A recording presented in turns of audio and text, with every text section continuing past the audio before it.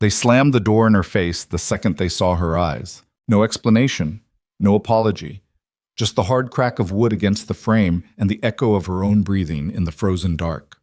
Celine Voss stood on that porch with one hand still raised to knock again, her suitcase heavy against her leg, and understood with brutal clarity that the promise she'd crossed half the country for was a lie. The family who invited her didn't want her.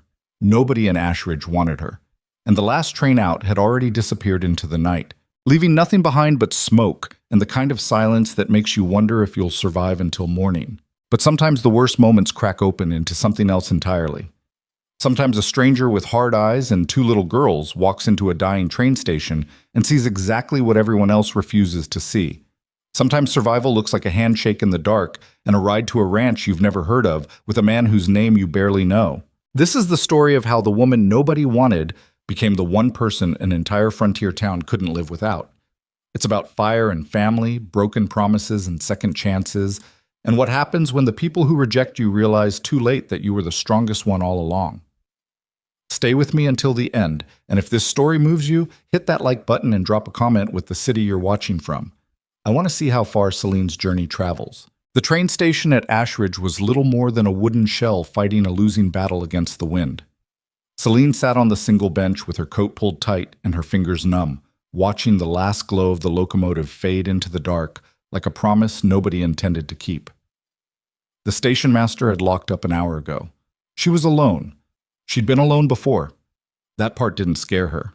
What scared her was the look on Mrs. Garland's face when she opened that door. Not anger, not confusion, just cold, deliberate rejection, like Celine was something spoiled that needed throwing out before it stank up the house. The woman had taken one long look at her eyes, her face, the way she stood, and decided in an instant that whatever arrangement had been made through letters and intermediaries was no longer acceptable now that Celine was real and standing in front of her. "There's been a mistake," Mrs. Garland had said, her voice flat. "You should leave." "But I traveled for—" "I said leave." The door closed, the lock turned, and Celine stood there on that porch with her suitcase and her carefully folded letter of introduction and the growing understanding that she had nowhere to go and no money to get there. So she walked back to the station, because there was nowhere else. Now it was past midnight, and the cold was starting to work its way through her coat, and she was trying to decide whether it made more sense to spend the night inside the unheated waiting room or outside under the overhang, where at least she could see trouble coming. Neither option felt safe. But safety hadn't been part of her life for a long time, so she supposed it didn't matter much either way. She was still weighing her options when she heard the creak of a wagon rolling up the dirt road. Celine stiffened. Late-night visitors to an abandoned train station rarely meant anything good. She pressed herself back against the bench and watched as a man climbed down from the driver's seat, his movements slow and deliberate, like he wasn't in any particular hurry, but also wasn't someone you'd want to test. He wore a dark coat and a wide-brimmed hat, and even in the dim light from the station's single lantern, she could see the hard lines of his face. Behind him, two small girls peered out from beneath a blanket in the wagon bed. The man didn't look at Celine right away. He walked to the station door, tried the handle, found it locked, and stood there for a moment like he was deciding whether to kick it in or let it be. Then he turned and finally noticed her sitting on the bench. "Station's closed," Celine said, because it seemed like someone should say something. "I can see that." His voice was low and rough, like he didn't use it much. He studied her for a beat longer than was comfortable. "You waiting for the morning train?" "I don't know yet." "That's not much of an answer." "It's the only one I've got." One of the girls in the wagon whispered something, and the man glanced back at them before returning his attention to Celine. "You got somewhere to stay tonight?" Celine hesitated. Admitting vulnerability to a stranger in the middle of the night was a good way to end up hurt or worse. But lying took energy she didn't have, and something about the way he asked, not prying, just factual, made her think he already knew the answer. "No," she said. He nodded like that confirmed something. "You eat today?" "Not since yesterday." "Figured." He walked back to the wagon and pulled a cloth-wrapped bundle from under the seat. When he handed it to her, she found half a loaf of bread and a chunk of hard cheese inside. "It's not much, but it'll keep you upright." Celine stared at the food, then at him. "Why?" "Why what?" "Why give me anything?" The man tilted his head slightly, like the question surprised him. Because you're sitting on a bench in the cold with no coat worth a damn and no place to go. Doesn't take a genius to figure out you need help. Most people don't care. Most people are idiots. Despite everything, Celine felt the corner of her mouth twitch. She unwrapped the bread and tore off a piece, and the first bite tasted better than anything she'd eaten in weeks. The man leaned against the wagon and watched her eat without saying anything, which she appreciated. She hated when people watched her and talked at the same time, like they needed to fill every silence with noise. After a few minutes, one of the girls climbed out of the wagon and walked over to stand next to the man. She couldn't have been more than 6, with tangled dark hair and serious eyes that looked too old for her face. The second girl followed a moment later, identical except for a small scar above her left eyebrow. "Who's she?" the first girl asked. "Don't know yet," the man said. "Is she coming with us?" "Haven't asked her." The girl turned to Celine. "Are you coming with us?" "I don't even know who you are," Celine said. "I'm Iris. That's Rose.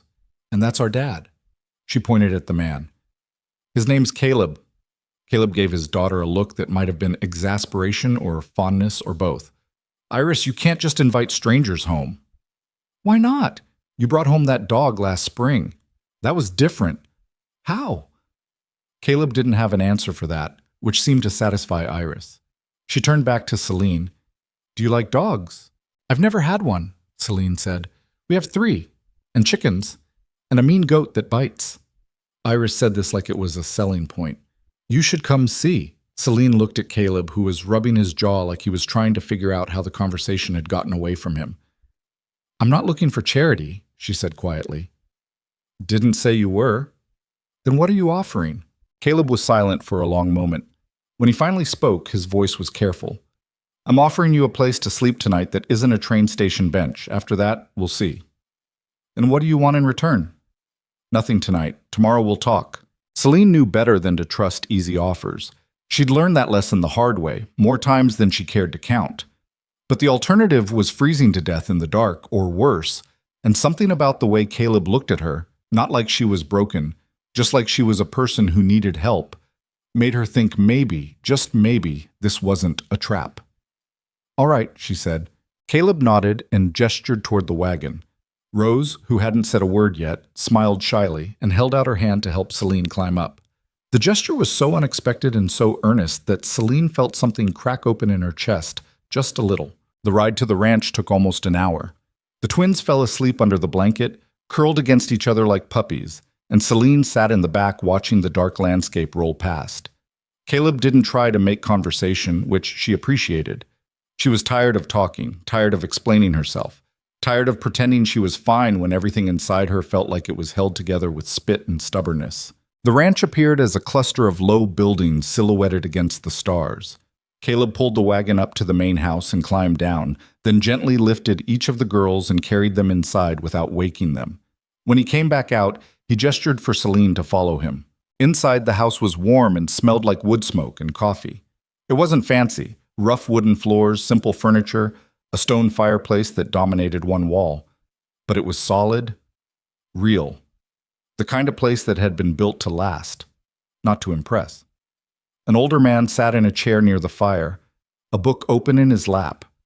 He looked up when they entered, his eyes sharp and assessing. "You bring home another stray, Caleb?" "Something like that." Caleb set Celine's suitcase down by the door.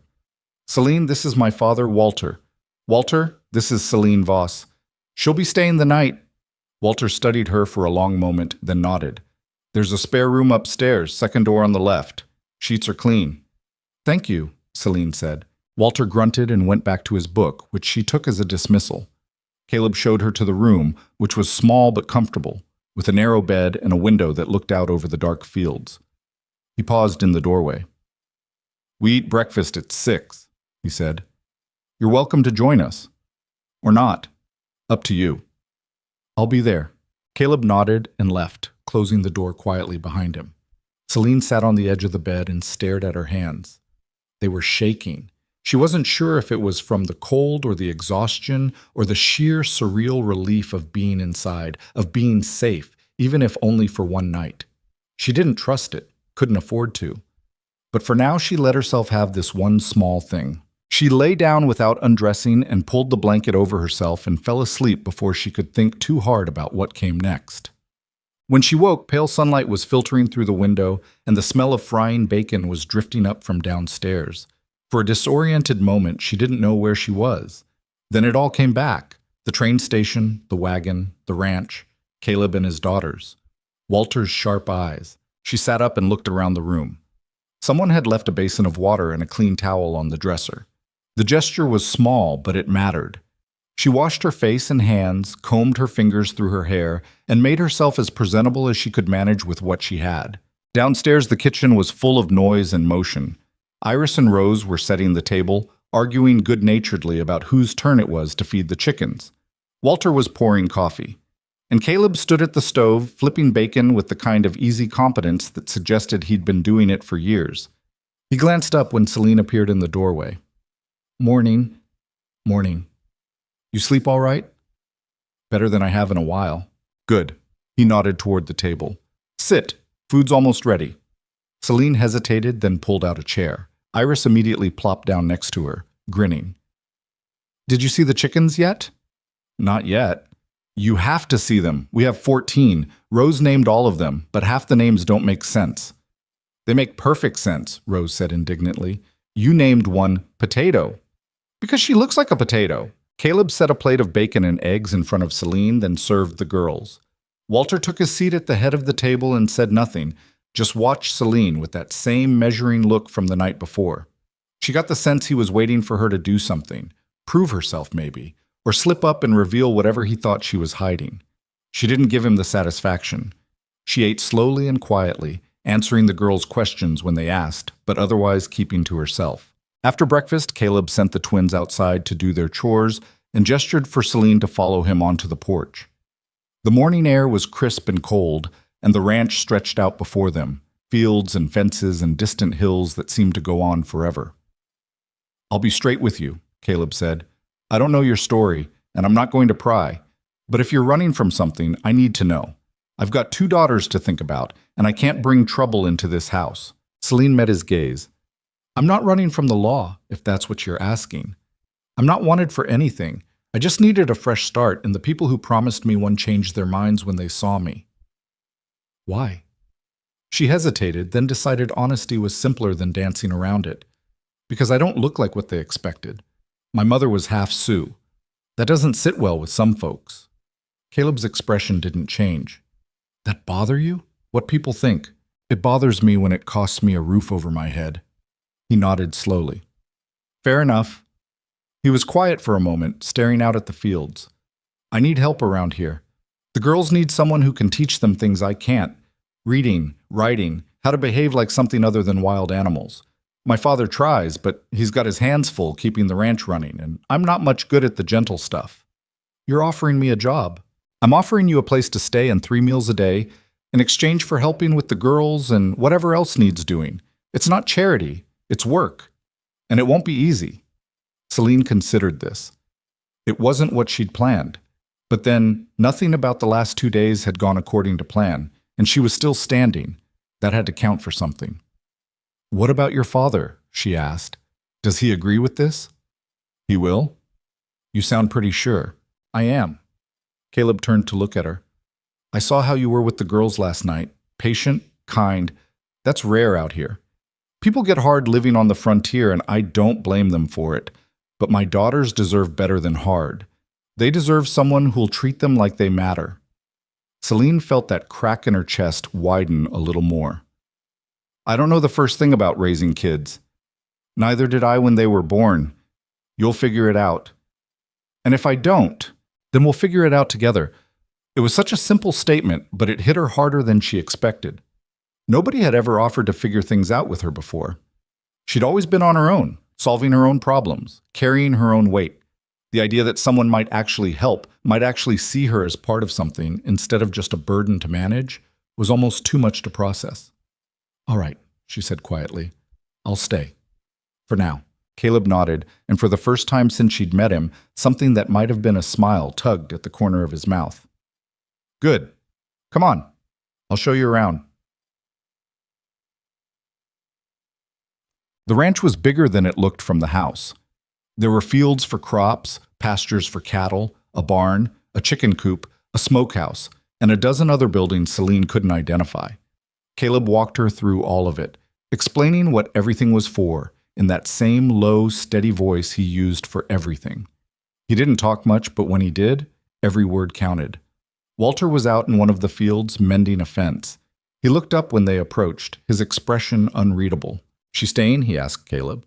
"She is," Walter grunted. "You clear this with the girls?" "They already like her better than they like me." "That's not saying much." Walter turned his attention to Celine. "You know anything about ranching?" "No." "Cooking?" "A little." "Can you shoot?" "No." Walter shook his head. "Well, you'll learn or you won't. Either way, don't expect me to go easy on you just because you're new." "I wouldn't want you to," Celine said. Walter studied her for a moment, then nodded. "All right, then."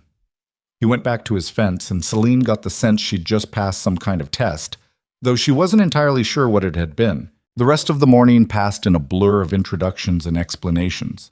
Celine met the ranch hands, two weathered men named Tom and Silas, who looked at her with open curiosity but didn't ask questions. She learned where the well was, where the root cellar was, where the girls liked to hide when they didn't want to do their chores. She helped Rose collect eggs from the chickens and listened to Iris's breathless explanation of why the mean goat was actually just misunderstood. By midday, her head was spinning and her feet ached, but she felt something she hadn't felt in a long time. Useful. That night, after the girls were in bed and the house was quiet, Celine sat on the porch steps and stared up at the stars. The sky out here was enormous, so full of light it almost hurt to look at. She'd never seen anything like it. The door creaked open behind her and Caleb stepped out. He didn't say anything, just sat down next to her and handed her a cup of coffee. "Thank you," she said, "for today, for all of it. You earned it. I didn't do much. You kept the girls from burning the house down. That's more than I manage most days." Celine smiled despite herself. They sat in silence for a while, drinking their coffee and watching the stars. It was the kind of silence that didn't need filling, the kind that felt comfortable instead of awkward. "Can I ask you something?" Celine said eventually. "Go ahead." "Why did you really bring me here? You didn't know me. You didn't owe me anything." Caleb was quiet for a long time. When he finally spoke, his voice was softer than she'd heard it before. "My wife died 3 years ago. Fever took her in less than a week. The girls were barely old enough to remember her, and I've been trying to do right by them ever since, but I'm not enough. I know that. And when I saw you sitting there at the station, looking like the whole world had given up on you, I thought maybe you knew what it felt like to need someone to see you, to give you a chance." Celine's throat tightened. "I do." "I figured." He stood up and brushed the dust off his pants. "Get some rest. Tomorrow's going to be a long day." "They're all long days out here, aren't they?" "Pretty much." He went inside and Celine stayed on the steps a little longer, holding her coffee and thinking about second chances and strangers who saw you when no one else would. For the first time in years, she let herself believe that maybe, just maybe, things might actually be all right. The first week passed in a haze of new routines and small discoveries. Celine learned that Iris was fearless and impulsive, the kind of child who would climb a tree just to see if she could, while Rose was cautious and thoughtful, always watching before she acted. She learned that Walter had a dry sense of humor that only emerged when he thought no one was paying attention, and that Caleb was a man of few words but deep convictions. She also learned that the people of Ashridge had opinions about the stranger living at the Mercer Ranch. It started small. A woman at the general store who stared a little too long when Celine came in to buy flour. A man on the street who muttered something under his breath as she passed.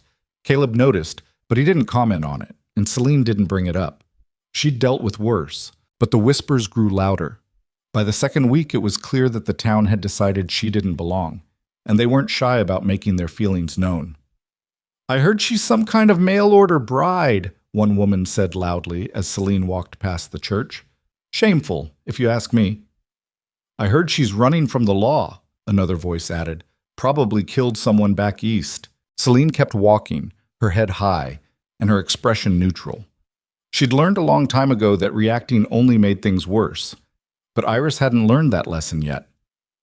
My friend's mom says you're a criminal, Iris announced one afternoon while they were shelling peas on the porch. Celine glanced at her. What do you think? Iris considered this seriously. I think if you were a criminal, you'd be better at hiding. You're not very sneaky. That's true. So you're not a criminal? No. Good. I didn't think so. Iris went back to shelling peas, the matter apparently settled in her mind. Rose, sitting on Celine's other side, reached over and squeezed her hand briefly before returning to her own work. That small gesture meant more than Celine could put into words. But the town's suspicion didn't go away. If anything, it intensified. And when a fight broke out at the saloon between two ranch hands arguing about whether Caleb had lost his mind bringing a stranger into his home, it became clear that this wasn't just gossip anymore. It was a problem. Caleb came home that night with split knuckles and a dark expression. He didn't explain what had happened, but Celine could guess. Walter took one look at his son and poured him a whiskey without comment. I can leave, Celine said quietly. Caleb looked at her like she had just suggested burning the house down. Why the hell would you do that? Because people are talking, and it's causing trouble. People always talk. That's what they do when they're too scared to actually live their own lives. He downed the whiskey in one swallow. You're not going anywhere. Caleb, you're not going anywhere, he repeated, and the finality in his voice made it clear the conversation was over. Walter, watching from his chair by the fire, nodded slowly. Boy's right. You leave now. It'll just prove them right. Make them think they can run off anyone they don't like. That's not how this works. Then how does it work? Celine asked. You stay. You do your job. And you let them choke on their own bitterness until they figure out they were wrong. Walter smiled grimly. Might take a while, but it'll happen. Always does. Celine wanted to believe him, but belief was a luxury she'd stopped being able to afford. But 3 weeks after Celine arrived at the ranch, a man named Garrett Hale rode up to the house with a proposition. Hale was a cattle baron who owned half the land in the valley and wanted to own the other half. He was polite in the way dangerous men often are, courteous and smiling and absolutely certain that his will would prevail. Caleb, he said, tipping his hat. Good to see you. Hale. Caleb's voice was flat. What do you want? Just came by to make you an offer. I'm expanding my operations and I'd like to purchase your ranch. I'll pay fair market value. More than fair, actually. Ranch isn't for sale. Now don't be hasty. Think about your girls. Think about what's best for them. Running a ranch is hard work, and it's only getting harder. Why not take the money and give them a better life? They have a good life here. Hale's smile didn't waver, but something cold flickered in his eyes. I'd hate for anything to happen that might change that. Accidents happen on ranches, fires, injuries. You never know. The threat hung in the air like smoke. Caleb took a step forward, and Celine saw his hand move toward the rifle leaning against the porch rail. I think you should leave, Walter said quietly from the doorway. Hale looked at the old man, then at Caleb, then at Celine standing in the background. His gaze lingered on her a moment too long, and she felt her skin crawl. Think about my offer, Hale said. I'll be in touch. He rode away, and the silence he left behind was heavy and dark. Who was that? Celine asked. Trouble, Caleb said. He's more than trouble, Walter added. He's the kind of man who doesn't take no for an answer. And he's got the money and the men to make sure he gets what he wants. So what do we do? We hold the line, Caleb said. Same as we always have. But Celine could see the tension in his shoulders, the worry in his eyes, and she understood, with a sinking certainty, that this wasn't over. Not by a long shot. The first fence went down 2 nights later. Caleb found it at dawn, 100 yards of split rails scattered across the north pasture like kindling, and 20 head of cattle wandering loose toward the creek. He stood in the broken gap with his jaw set and his hands clenched, and when he came back to the house, he didn't say a word. He didn't need to. Everyone knew what it meant. Celine was at the stove frying eggs when he walked in. She took one look at his face and set down the spatula. How bad? She asked. Bad enough. He poured himself coffee and drank it standing up, staring out the window at nothing. Could have been worse. Could have been the south fence near the ravine. We'd have lost half the herd by now. Walter came down the stairs, already dressed. Hale? Who else? You gonna ride into town and report it? Caleb laughed, but there was no humor in it. To who? Sheriff's in Hale's pocket. Has been for years. I report it, and he'll tell me it was probably coyotes or drifters. Maybe suggest I hire more hands to watch the property. Hands I can't afford. So we fix it ourselves, Walter said. Like always. Celine turned back to the eggs, but her mind was racing. She'd seen this before, back east, in a different form. Men with power squeezing out men without it, using money and influence and carefully calculated violence to take what they wanted while keeping their hands technically clean. It was the same game everywhere, just played on different boards. The girls came downstairs, still half asleep, and Caleb's expression shifted immediately. The hard anger smoothed into something softer, more careful. He was good at that, Celine had noticed, putting on a different face for his daughters, keeping the ugly parts of the world away from them for as long as he could. "Morning, you two," he said. "Sleep all right?" Iris yawned and nodded. Rose climbed into her chair and reached for the milk pitcher, nearly knocking it over before Celine steadied it with one hand. "Dad, can we go to the creek today?" Iris asked. "I want to look for crawdads." "Not today, sweetheart. I need you both to stay close to the house." Iris frowned. "Why?" "Because I said so." It was the kind of answer that didn't invite argument, and even Iris knew better than to push when her father used that tone. She subsided into sulky silence and poked at her eggs with her fork. After breakfast, Caleb and Walter headed out to round up the scattered cattle and start mending the fence. Tom and Silas joined them, both men looking grim and alert in a way that suggested they understood exactly what was happening. Celine watched from the porch as they rode out, then turned her attention to the girls. "All right," she said, "let's get your lessons done early today. Then we can work on that quilt we started last week." Rose brightened immediately. She loved the quilt, loved the careful process of stitching pieces together into something whole. Iris, predictably, groaned. "I hate sewing." "I know, but you're getting better at it." "I'm getting better at hating it." Celine bit back a smile. "Come on, inside." They spent the morning on reading and arithmetic, subjects that came easily to Rose and required significant bribery to get Iris to focus on. Celine had learned quickly that Iris needed to move, needed her hands busy, or her attention wandered like a leaf on the wind. So she let the girl pace while she recited her multiplication tables, let her fidget with a piece of string while Celine read aloud from a battered copy of Frontier Tales Walter kept on the shelf. By noon, they'd made it through the lessons without anyone throwing anything or bursting into tears, which Celine counted as a victory.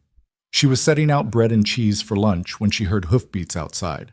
Her first thought was that Caleb had come back early, but when she looked out the window, she saw 3 riders she didn't recognize pulling up to the house. They weren't ranch hands. Their clothes were too clean, their horses too fine, and the way they sat in their saddles, easy and arrogant, made every instinct in Celine's body scream danger. She moved quickly. "Girls upstairs, now!" "But we're hungry," Iris protested. "Upstairs. Don't come down until I tell you." Something in her voice must have gotten through because both girls scrambled out of their chairs and ran for the stairs without another word. Celine waited until she heard the bedroom door close, then stepped onto the porch. The 3 men were already dismounted. The one in front was younger than the others, maybe 30, with pale eyes and a smile that didn't reach past his teeth. He tipped his hat to her. "Afternoon, ma'am. Name's Cole. I work for Mr. Hale." Celine didn't move from the doorway. "Caleb's not here." "That's all right. We didn't come to see Caleb." Cole's gaze traveled over her slowly, appraising. "We came to meet the new addition to the household. Heard Caleb picked himself up astray from the train station. Wanted to see if the rumors were true." "They're not." "No? So you're not the woman living here without a ring on her finger, teaching his girls, sleeping under his roof?" Celine felt heat rise in her face, but she kept her voice level. "I work here, that's all." "Sure you do." Cole's smile widened. "Must be hard, though. Woman like you out here alone. No husband, no family. People talk, you know. Wonder what kind of arrangement you've really got with Caleb Mercer." One of the other men laughed, a low, ugly sound that made Celine's skin crawl. She took a half step back, closer to the door, where she knew Walter kept a loaded shotgun just inside the frame. "I think you should leave," she said. "We're just being neighborly, making sure you're settling in all right." Cole leaned against the porch rail, casual as anything. "See, Mr. Hale's concerned about the Mercers. Thinks maybe they're in over their heads with this ranch. thinks maybe they'd be better off taking his offer and moving on before something unfortunate happens. Caleb already gave him an answer. People change their minds, especially when they realize how vulnerable they really are. Cole's gaze flicked toward the upstairs window, where Celine knew the girls were probably watching. Nice kids. Be a shame if they got caught in the middle of something ugly. The threat was so blatant, so casually delivered, that for a moment Celine couldn't breathe. Then the fear turned into something hotter and sharper, and she felt her hand move toward the doorframe. "Get off this property," she said quietly. Cole raised his eyebrows. "Or what?" "Or I'll make you regret staying." For a moment, the three men just stared at her. Then Cole laughed, and the sound was genuinely amused this time, like he'd just heard the funniest joke of his life. "You got spine, I'll give you that," he said. "But spine doesn't stop a bullet, sweetheart, and it sure as hell doesn't stop a fire." He pushed off the rail and swung back into his saddle. "You tell Caleb we stopped by. Tell him Mr. Hale's patience is wearing thin." They rode off, and Celine stood on the porch until the dust settled and the sound of hoofbeats faded. Then she went inside, locked the door, and allowed herself exactly 10 seconds to shake before she called the girls downstairs. Iris came down first, her face pale. "Who were those men?" "Nobody important. They were mean." Yes, they were. Rose appeared in the doorway, her eyes wide and worried. "Are they going to hurt us?" Celine knelt down so she was eye level with both girls. "No, I won't let them, and neither will your father." "Promise?" Iris whispered. Celine hesitated. She didn't believe in making promises she couldn't keep, but these were children, and they needed reassurance more than they needed brutal honesty. "I promise," she said. When Caleb came home that evening, Celine told him everything. He listened without interrupting, his expression growing darker with every word. By the time she finished, his hands were clenched so tight his knuckles had gone white. "I should have been here," he said. "You were working. They planned it that way." "Doesn't matter. I should have been here." Walter, sitting at the table cleaning his rifle, looked up. "Boy, stop beating yourself up and start thinking. Hale's making his move. That fence wasn't random, and neither was this visit. He's testing us, seeing how we react." "Then he's going to find out," Caleb said grimly. "Find out what?" "That we don't scare easy." But Celine saw the worry in his eyes, the tension in his shoulders, and she knew he was more frightened than he wanted to admit. Not for himself, for his daughters, for the ranch, for everything he'd built and everything he stood to lose. That night, after the girls were in bed, Celine found Caleb on the porch again. It was becoming a ritual, these late-night conversations under the stars, a space where they could talk without the weight of the day pressing down on them. She sat next to him without asking permission. He handed her coffee without comment. "You should know something," she said after a while. "I'm not going to run, no matter what Hale does, no matter what anyone says. I'm staying." Caleb looked at her. "Why?" "Because this is the first place I've ever been where people looked at me like I mattered, and I'm not giving that up without a fight." He was quiet for a long moment. Then he said, "You know it's going to get worse before it gets better." "I figured. And you're still staying." "I'm still staying." Caleb nodded slowly, and something in his expression shifted. Not quite relief, but something close to it. Like maybe he'd been carrying this weight alone for so long that having someone else willing to share it made the burden feel just slightly more bearable. "All right then," he said. "We'll figure it out together." The same words he'd used that first morning, when he'd offered her a place to stay. Celine felt that crack in her chest widen a little more, and for once she didn't fight it. The next week brought more trouble. A broken water pump that looked suspiciously like sabotage. 2 horses that went lame overnight, one with a nail driven into its hoof so carefully it could have been mistaken for an accident. Small things, each one deniable, each one just damaging enough to cost time and money the Mercers couldn't afford to lose. Caleb stopped sleeping. Celine would wake in the middle of the night and see lamplight under his door, or find him sitting at the kitchen table with maps and ledgers spread out in front of him, trying to figure out how to keep the ranch afloat while Hale chipped away at their foundation piece by piece. The town's attitude shifted too. People who'd been merely suspicious before now looked at Celine with open hostility. Shopkeepers served her slowly, reluctantly, like touching her money might contaminate them. Women crossed the street to avoid walking past her, and the whispers grew louder, uglier. I heard she's a witch, one woman said, not bothering to lower her voice. That's why Caleb keeps her around. She's got him under some kind of spell. I heard she's carrying his bastard, another added. That's why he won't send her away. Celine kept her head down and her expression blank and told herself it didn't matter what they thought. But it wore on her, the constant weight of their judgment, the way they looked at her like she was something diseased. The only bright spot was the girls. Iris and Rose had grown fiercely protective of her, in their own ways. Iris once threw a rock at a boy who called Celine a bad name, and Rose had taken to holding Celine's hand whenever they went into town, like her small presence could somehow shield them both from the ugliness around them. And then there was Walter. The old man had warmed to Celine slowly, grudgingly, like ice melting in early spring. But one afternoon, when she was struggling to carry a heavy sack of flour from the wagon to the house, he took it from her without comment and carried it himself. And that night at dinner, when Iris asked why people in town were so mean, Walter looked straight at Celine and said, "Because they're small-minded fools who wouldn't know quality if it bit them on the ass." It was the closest thing to a compliment she'd ever heard from him, and it mattered more than she wanted to admit. But the pressure kept building. Hale sent more men, different men, always with the same message. The offer still stands. Take the money. Walk away. Before someone gets hurt. And then, one morning, they found the barn door painted with a single word in red. Leave.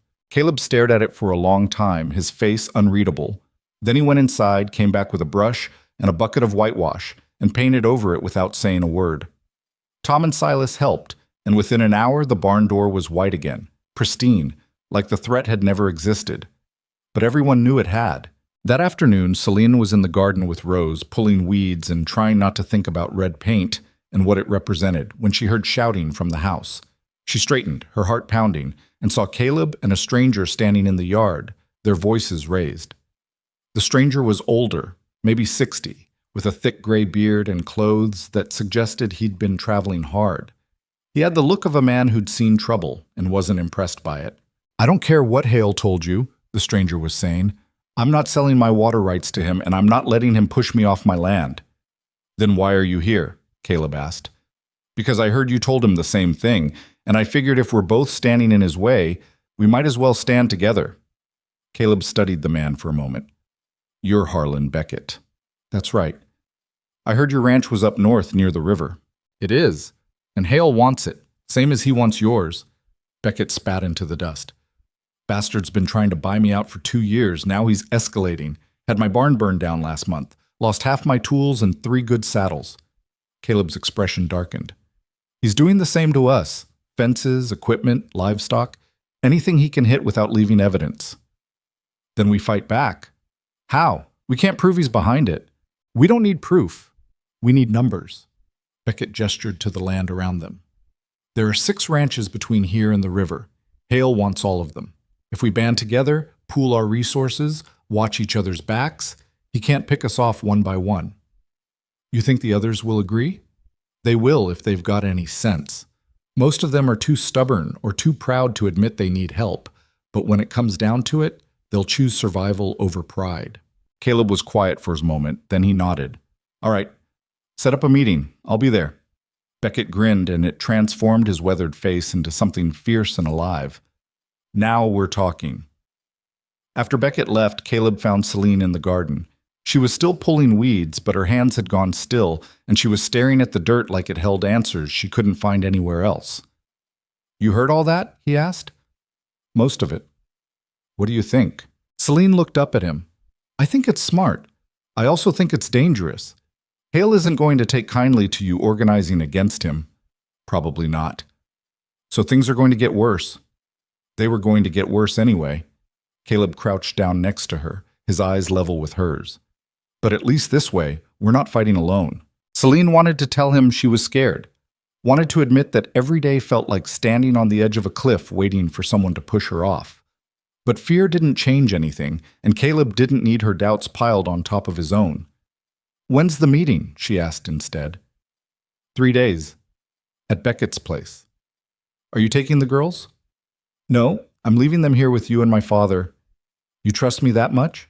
Caleb reached out and put his hand over hers, and the gesture was so unexpected, so gentle, that Celine felt her breath catch. "I trust you more than just about anyone," he said quietly. "You've proven that." He stood and walked away before she could respond, leaving Celine kneeling in the garden with dirt under her nails and something warm and terrifying unfurling in her chest. The meeting happened on a Tuesday. Caleb left at dawn with Tom, both men armed and alert. Walter stayed behind, positioning himself on the porch with his rifle and a thermos of coffee, looking like a man prepared to sit there until the world ended, if that's what it took. Celine kept the girls busy inside, but she couldn't shake the feeling that something was coming. Some shift in the air, some change she couldn't name but could feel in her bones. She was right. They came just after noon, 5 riders all wearing bandanas over their faces, moving fast and purposeful toward the house. Walter saw them first and fired a warning shot into the air. "Get the girls upstairs," he shouted. "Now!" Celine didn't hesitate. She grabbed Iris and Rose and practically carried them up the stairs, shoving them into the bedroom and locking the door from the outside. "Stay down and stay quiet," she ordered through the wood. "Do you understand me?" "Celine," Iris's voice was shaking. "Do you understand?" "Yes." Celine ran back downstairs. Walter was at the window, his rifle aimed at the approaching riders. "Can you shoot?" he barked. "No." "Then stay low and load for me." He thrust a box of ammunition at her. "I'll shoot. You hand me shells, fast as you can." The riders split up, 2 heading for the barn, 3 toward the house. Walter fired, and one of the men near the barn jerked in his saddle and wheeled his horse away. The others kept coming. Celine's hands shook as she fumbled with the ammunition, but she managed to load the next shell and pass it to Walter. He fired again, and this time she saw one of the horses rear and bolt, throwing its rider into the dirt. But there were still 3 of them, and they were close now, close enough that Celine could see the hard set of their jaws beneath the bandanas, the way their hands moved toward their own weapons. Walter fired twice more in quick succession, and one of the men cursed and grabbed his shoulder. But the other 2 had reached the porch, and Celine heard the heavy thud of boots on wood. "Get back," Walter said. He swung the rifle toward the door just as it exploded inward, the lock shattering under a heavy kick. The first man through took Walter's shot in the chest and went down hard. The second dove to the side and came up with his gun drawn, and for one horrible frozen moment Celine saw the barrel swing toward Walter's head. She didn't think. She grabbed the heavy iron skillet from the stove and swung it with everything she had. The crack of iron against skull was sickening and final. The man dropped like a puppet with cut strings, and his gun clattered across the floor. Celine stood there, the skillet still raised, breathing hard. Walter stared at her for a second, then let out a short bark of laughter. "Well, hell," he said. "Guess you can fight after all."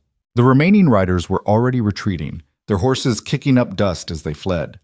Walter fired one more shot after them, more for show than anything, then lowered his rifle and looked at the 2 bodies on his floor.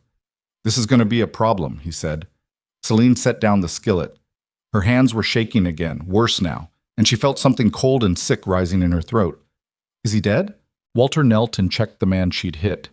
"Out cold. Probably will be for a while." He nudged the other body with his boot. "This one's dead. I need to check on the girls. Go. I'll handle this." Celine ran upstairs and unlocked the bedroom door. Iris and Rose were huddled together on the bed, their faces pale and tear-streaked. The moment they saw her, they launched themselves at her, and she caught them both and held on tight. "It's okay," she whispered. "You're safe. It's over." But she knew it wasn't over, not even close. When Caleb came home that evening and saw the broken door, the blood stains, the grim set of his father's jaw, he went very still. "What happened?" Walter told him. "All of it." And when he got to the part about Celine and the skillet, something shifted in Caleb's expression, something fierce and protective and almost frightening in its intensity. He found Celine in the kitchen, scrubbing the floor where the blood had been. She'd been scrubbing for an hour, and the boards were clean, but she couldn't seem to stop. "Celine," she didn't look up. "I need to get this clean." "It's already clean." "There's still—" "Celine." He knelt down and gently took the brush from her hands. "It's clean." She finally looked at him, and he saw the shock in her eyes, the delayed reaction setting in. "I hit him," she whispered. "I didn't even think. You protected my daughters. You protected my father. You did what needed doing." But you saved their lives. His voice was rough, raw. Do you understand that? If you hadn't been here, if you hadn't fought back, they'd be dead or worse. Celine started to shake, and Caleb pulled her into his arms and let her. She didn't cry. She seemed beyond that. But she trembled like a leaf in a storm, and he held her until the shaking stopped. I'm sorry, she finally said. For what? For bringing this into your home. For making things worse. Caleb pulled back and looked at her, really looked at her. You didn't bring anything. This was always coming. Hale was always going to push until something broke. The only difference is now we're pushing back. And we're not doing it alone. What happened at the meeting? We're banding together. 6 ranches, all in. We're forming a coalition, watching each other's property, sharing resources. Hale's going to find it a lot harder to pick us off now. And the men who came here? One's dead. One's in the barn, tied up, waiting for the sheriff. Not that it'll do any good, but at least we'll have it on record. Caleb's jaw tightened. The others got away. But they know now that this ranch isn't an easy target. They know we'll fight. Celine nodded slowly. She felt hollowed out, scraped clean, like everything inside her had been burned away, and she was just now figuring out what was left. Get some rest, Caleb said. Tomorrow's going to be another long day. But sleep didn't come easily that night. Celine lay in her bed and stared at the ceiling and thought about violence and survival and the fine line between the two.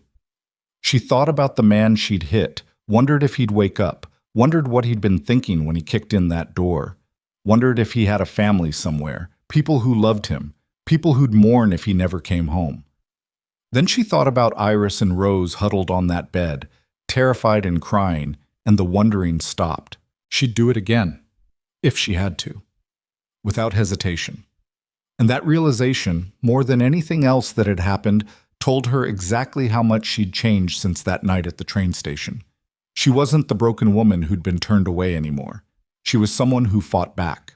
The sheriff came the next morning, a heavy-set man named Porter, who looked like he'd rather be anywhere else. He walked through the house with his hat in his hands, examined the broken door, listened to Walter's account of the attack with an expression that suggested he was hearing a story he'd already decided not to believe. And you say there were 5 of them? Porter asked. That's right, Walter said. Masked, armed, came at us like they meant business. But you didn't recognize any of them. Hard to recognize a man when his face is covered. Porter nodded slowly, then looked at the body Tom and Silas had wrapped in canvas and laid out in the barn. He pulled back the covering, studied the dead man's face for a long moment, then covered him again. Name's Dixon. Works for Garrett Hale. That's so, Walter said flatly. Could be he was acting on his own. Could be he and his friends were just drifters looking for easy money. Happens sometimes. Could be you're full of shit, Walter said. Porter's jaw tightened. You want to be careful how you talk to me, old man. And you want to be careful whose payroll you're on when the reckoning comes. For a moment, the 2 men stared at each other. Then Porter turned to Caleb, who'd been standing silent near the door. You got anything to add? Just what my father already told you. 5 riders. Masked. They came to hurt us, and we defended ourselves. One's dead, one's in the barn waiting for you to haul him in. And the woman? Porter's gaze shifted to Celine, who was sitting at the table with the girls. I heard she's the one who cracked Dixon's partner over the head. She defended herself, Caleb said, and my family. That's one way to put it. Porter walked over to Celine and looked down at her like he was examining something unpleasant. You got a name? Celine Voss. And what's your relationship to Caleb Mercer? I work here. Doing what? Teaching his daughters, helping with the household. Porter's mouth twisted into something that wasn't quite a smile. That all you do? The implication hung in the air like smoke. Celine felt her face heat, but she kept her voice level. That's all? Funny. Town seems to think different. Town thinks a lot of things, Caleb cut in, his voice hard. Most of them wrong. You done here, Sheriff? Porter took his time answering. He walked around the kitchen, peered out the window at the scorched earth where the riders had fled, then finally nodded. For now, I'll take the body and the prisoner, file a report, but I can't promise anything will come of it. Didn't expect you to, Walter muttered. After Porter left, dragging the unconscious rider behind him and loading Dixon's body onto a wagon, the house fell into an uneasy silence. The girls went upstairs without being told, sensing that the adults needed space to talk. Celine started cleaning up the breakfast dishes, but her hands were unsteady and she nearly dropped a plate. Caleb took it from her gently and set it on the counter. "You should rest." "I'm fine." "You're not fine. Nobody would be fine after yesterday." "Then I'll be not fine while I'm working. It's better than sitting still." He didn't argue. He just stood there watching her for a moment, and she could feel the weight of everything unsaid between them, gratitude and worry, and something deeper that neither of them knew how to name. The coalition meeting happened 3 days later at Beckett's ranch. This time Caleb brought Celine with him, over Walter's objections. "She should stay here with the girls," Walter had said. "It's safer." "Nowhere's safe right now," Caleb replied, "and I want the other ranchers to meet her, to see what we're up against, who we're protecting." "That's a mistake." "Maybe, but it's my mistake to make." So Celine found herself riding beside Caleb on a cold morning, wrapped in a coat that wasn't quite warm enough, heading toward a gathering of men who probably didn't want her there. Walter stayed behind with the girls and Tom, and Silas rode ahead as a scout, watching for trouble. Beckett's ranch was smaller than the Mercer place, but well-maintained with sturdy buildings and good fencing. 5 other ranchers were already there when Caleb and Celine arrived, standing in a loose circle near the barn, talking in low voices that died the moment they saw her. Beckett stepped forward, his expression neutral. "Caleb, glad you could make it." "Wouldn't miss it." Caleb helped Celine down from her horse, and she felt every eye on her, assessing, judging. "This is Celine Voss. She's part of my household." One of the ranchers, a tall man with a face like weathered leather, spoke up. "Part of your household how exactly?" "Does it matter?" Caleb asked. "Might. If we're going to trust each other, we need to know who we're dealing with. You're dealing with someone who fought off 5 armed men 2 days ago and saved my daughter's lives. That good enough for you, Morrison?" Morrison looked at Celine with new interest. "That true?" "Yes," Celine said quietly. "Hale's men?" "One of them was. Dead now." Morrison let out a low whistle. "Well, shit. Guess she's got more spine than half the men in this valley." He stuck out his hand. "Name's Jack Morrison. I run the Circle M up north." Celine shook his hand, surprised by the gesture. The other ranchers introduced themselves one by one. Frank Delaney, who raised sheep and had a scar across his throat he never explained. Marcus Webb, a former soldier with eyes that never stopped moving. Henry Yates, the youngest of them, barely 30, who'd inherited his ranch from his father 6 months ago. And Samuel Cross, who spoke with a thick accent and kept a knife strapped to his belt. They were a rough group, hardened by years on the frontier, and Celine could see the suspicion in their faces when they looked at her. But there was also something else. Curiosity, maybe, or respect for what she'd done. Beckett gestured them all into the barn, where he'd set up a makeshift table with maps spread across it. "All right, let's talk strategy." The conversation that followed was intense and complicated. Hale owned or controlled most of the water rights in the valley, which gave him leverage over every ranch. He'd been systematically buying up smaller properties, forcing out families who couldn't compete, consolidating power. The 6 ranches represented here were the last holdouts, and Hale wanted them gone. "He's been hitting us all," Delaney said, his voice rough from the scar. "Fences cut, livestock poisoned, equipment sabotaged. Nothing we can prove in court, but we all know it's him." "Same here," Webb added. "Lost 3 horses last month. Found them at the bottom of a ravine with broken legs. Had to shoot them myself." "And the sheriff won't do a damn thing," Yates said bitterly. "Porter's on Hale's payroll. Everyone knows it." Caleb leaned over the map, studying the layout of the ranches. "If we pool our resources, we can set up a watch system, rotate patrols, cover each other's weak points, make it harder for Hale's men to strike without being seen." "That'll take manpower we don't have," Morrison said. "Most of us are running on skeleton crews as it is." "Then we combine crews, share the work, share the risk." "And what happens when Hale decides to hit us all at once?" Cross asked. "We spread ourselves thin. He could take down 3 ranches in one night." "He won't," Celine said. Every head turned toward her. She hadn't meant to speak, but the words were out now, and there was no taking them back. "And why not?" Cross asked, not unkindly. Because he's smart, Celine said. Everything he's done so far has been calculated. Small hits, deniable damage. He's trying to wear you down, make you give up, and sell. If he hits too hard, too fast, it becomes obvious he's behind it. People start asking questions. The law gets involved, even if it's just for show. He doesn't want that attention. Morrison studied her thoughtfully. You've given this a lot of thought. I've had time to think. She's right, Beckett said. Hale's playing a long game. He wants us to fold without him having to show his hand. So what do we do? Yates asked. Caleb straightened. We call his bluff. We show him we're united, that we're not backing down. And we make it clear that if he keeps pushing, we push back harder. How? Water rights, Celine said quietly. That's his leverage. What if you took it away? The ranchers looked at her like she'd suggested flying to the moon. Explain, Beckett said. Celine moved closer to the map, tracing the blue lines that marked the creek and river systems. Hale controls the water because he owns the land it flows through, but water doesn't respect property lines. If you coordinated irrigation systems, shared access, maybe even dug some new channels to redirect flow, you could make yourselves less dependent on his goodwill. That's a massive undertaking, Morrison said. Would take months, maybe years. And a lot of money, Delaney added. But it would work, Webb said slowly.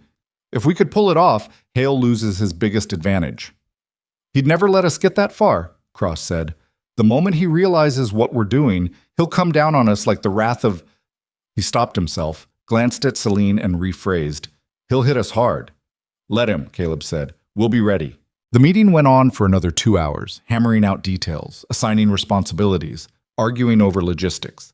By the time they finished, the sun was past its peak and Celine's head was pounding. But they had a plan. It was rough and risky and probably insane, but it was something. As they were preparing to leave, Morrison pulled Caleb aside. Celine pretended not to listen, but she caught pieces of their conversation anyway. She's sharp, Morrison said quietly. Sharper than most men I know. I'm aware. You trust her? With my life. Morrison nodded slowly. Good. Because if this goes sideways, that's what it's going to cost. The ride back to the ranch was quiet. Caleb seemed lost in thought, and Celine didn't want to intrude. But as they crested the hill that overlooked the Mercer property, he suddenly spoke. That was smart. What you said about the water. It might not work. It might. And even if it doesn't, it gives us options. That's more than we had this morning. Celine looked at him. You really think we can win this? Caleb was silent for a long moment. Then he said, I think we can survive it. And sometimes that's the same thing. When they got back, the girls ran out to meet them, and the tension of the day broke apart under the force of their excitement. Iris had found a bird's nest in the garden and wanted to show Celine immediately. Rose had baked bread with Walter's help and was absurdly proud of the slightly lopsided loaf she held up like a trophy. That night, after the girls were asleep and Walter had gone to bed, Celine found herself on the porch again with Caleb. It was becoming harder to avoid these moments, harder to pretend they were just two people sharing space instead of something more complicated. I need to tell you something, Caleb said. Celine braced herself. All right. When my wife died, I thought that was it for me. Thought I'd raise the girls and run the ranch, and that would be my whole life. Didn't think I'd ever want anything more than that. He paused, staring out at the dark fields. But then you showed up, and everything got complicated. Celine's heart was beating too fast. Caleb, I'm not saying this to make you uncomfortable. I just need you to know that whatever happens with Hale, whatever comes next, I want you here. Not just because you're good with the girls, or because you're smart, or because you can swing a skillet like a weapon, but because when you're here, this place feels like a home instead of just a piece of land I'm trying to hold on to. Celine didn't know what to say. She'd spent so long believing she didn't deserve good things, didn't deserve kindness or belonging, that hearing Caleb say these things felt like standing too close to a fire, warm and terrifying and impossible to walk away from. I don't know how to do this, she finally said. Do what? Be part of something. Be wanted. Every time I've tried, it's fallen apart. Then maybe you were trying with the wrong people. She looked at him, really looked at him, and saw the honesty in his face. He meant it, every word. I'm scared, she admitted. Me too. Of Hale? Of losing what we're building here. Of failing the girls, of letting you down. He turned to face her fully. But I'm more scared of not trying. Celine wanted to say something meaningful, something that matched the weight of what he'd just given her. But words felt inadequate, so instead she reached out and took his hand. Just held it, there in the dark, and let that be enough. They sat like that for a long time, and for the first time since she'd arrived at the ranch, Celine let herself believe that maybe, just maybe, she'd found a place where she could stay. But the peace didn't last. 2 weeks later, Hale made his move. It started with fire. Not at the Mercer Ranch, but at Frank Delaney's place up in the hills. By the time anyone saw the smoke, half the barn was already gone, and the sheep were scattered across the countryside. Delaney and his sons fought the flames for hours, but they lost the barn, 3 prize rams, and most of their winter feed. The next night, it was Morrison's turn. Someone cut his irrigation lines and diverted his water into the creek, leaving his fields dry and his cattle lowing in thirst. It took 2 days to find the damage and repair it, and by then some of his stock had wandered off looking for water. Then Webb's fence went down, and his horses got loose. One of them broke a leg in a gopher hole and had to be destroyed. Another was found dead near the road, shot through the head. The attacks were coordinated, precise, and devastating, and they all happened within the span of a week. The coalition met again, this time at the Mercer Ranch, and the mood was grim. Delaney had burns on his hands and exhaustion etched into every line of his face. Morrison looked ready to commit murder. Webb just looked tired. He's sending a message, Yates said. He wants us to know he can hit us whenever he wants, however he wants. Then we send one back, Caleb said. How? Delaney asked. We can't prove any of this, and even if we could, Porter won't lift a finger. We don't need Porter, Beckett said. We need to hit Hale where it hurts. His pocket, Celine said from the doorway. The men turned to look at her. She'd been listening from the kitchen, trying to stay out of the way, but she couldn't keep quiet anymore. He's spending money on these attacks, she continued, stepping into the room. Paying men, buying silence, covering his tracks. That all costs. And if you make it more expensive for him to keep attacking than it's worth, he'll have to reconsider. How do we do that? Cross asked. Celine walked to the table and looked down at the map. You start the water project, now, before he expects it. Dig the channels, build the irrigation systems, redirect the flow. Make as much noise about it as you can. Let the whole valley know you're taking control of your own water. That'll provoke him, Morrison said. It will. But it'll also force him to make a choice. He can keep playing these little games, or he can try to stop the project directly. And if he does that, he shows his hand. Everyone will know what he's doing. She's right, Caleb said. We've been reacting to him, letting him set the pace. It's time we took the initiative. We don't have the manpower, Delaney protested. Most of us are already stretched thin trying to repair the damage he's done. Then we work together, Beckett said. Rotate crews, one ranch at a time. We start with whoever's in the worst shape, get their water secured, then move to the next. That could take months, Webb said. Then it takes months. But at the end of it, we'll be independent, and Hale won't have any leverage left. The ranchers looked at each other, weighing the risks, calculating the odds. Then Morrison nodded. I'm in. Me too, Webb said. One by one, they all agreed. Even Delaney, despite his burns and his exhaustion, nodded his assent. All right, Beckett said. We start next week. Webb's place first. He's got the best access to the creek. Then we move down the line. The meeting broke up shortly after that, the ranchers heading home to prepare. Caleb walked them out, and Celine stayed in the kitchen, cleaning up the coffee cups and trying not to think about what she'd just set in motion. Walter came in and sat down heavily at the table. You know what you just did, girl? Started a war? Escalated one. He poured himself a drink from the bottle he kept in the cupboard. Hale's going to come at us harder now, maybe hard enough to break something that can't be fixed. I know. And you're not scared? I'm terrified, Celine said honestly. But what's the alternative? Keep taking the hits until there's nothing left? Walter studied her for a long moment, then raised his glass in a silent toast. You've got steel in you, I'll give you that. Is that a compliment? Close as you're going to get from me. Despite everything, Celine smiled. That night she couldn't sleep.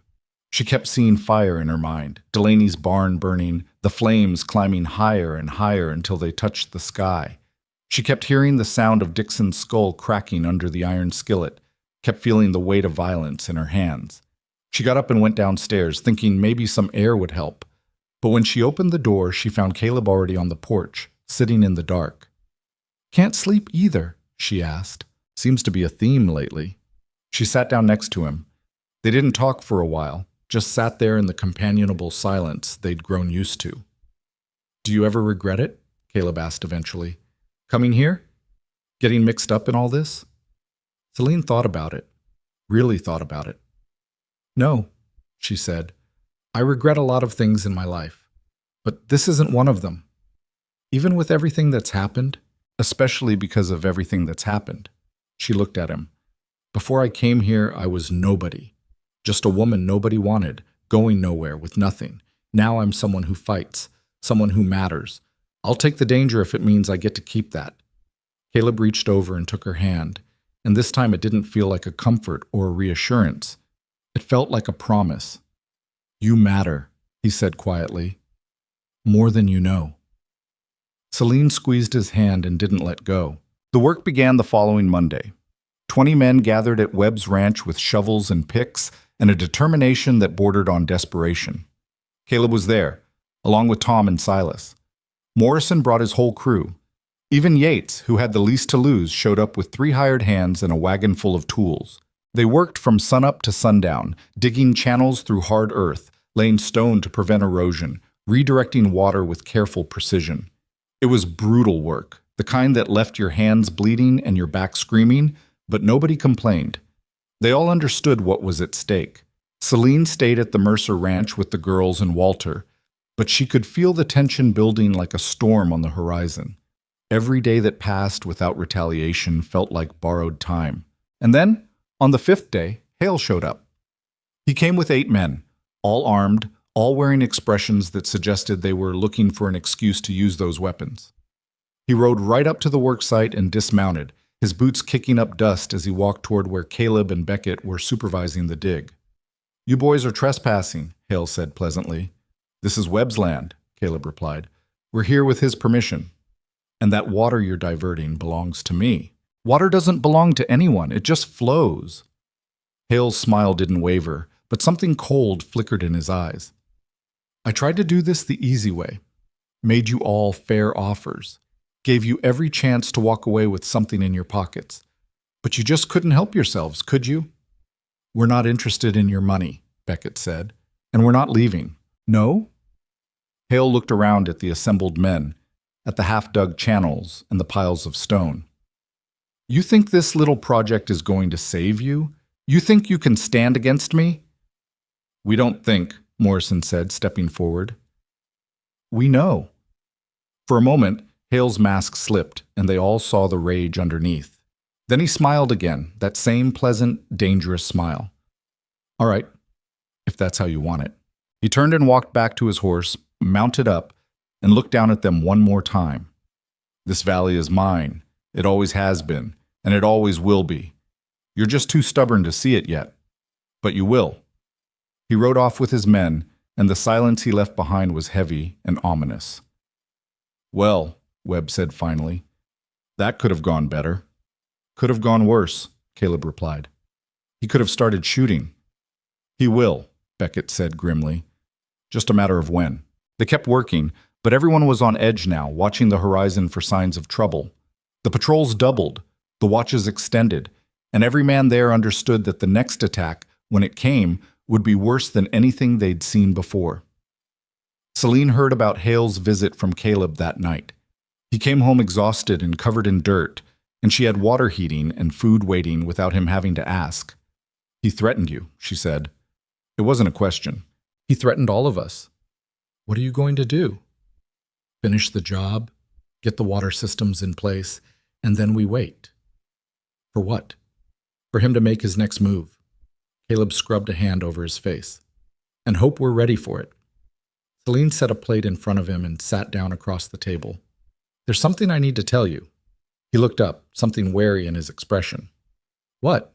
"If things get bad, really bad, I want you to promise me you'll get the girls out. Take them somewhere safe, away from all this. I'm not abandoning my ranch. I'm not asking you to abandon it. I'm asking you to protect your daughters. I can do both. Caleb, no. His voice was firm. I'm not running, not from Hale, not from anyone. This land is theirs, their inheritance, their future, and I'll be damned if I let some bastard with more money than sense take it from them. Celine wanted to argue, wanted to make him see reason, but she recognized the set of his jaw. She'd seen it before, on other men, on her own reflection. It was the look of someone who'd drawn a line and wouldn't be moved. All right, she said quietly. Then we fight. We fight, he agreed. And somewhere in the dark, out beyond the fences and the fields, Garrett Hale was planning his next move.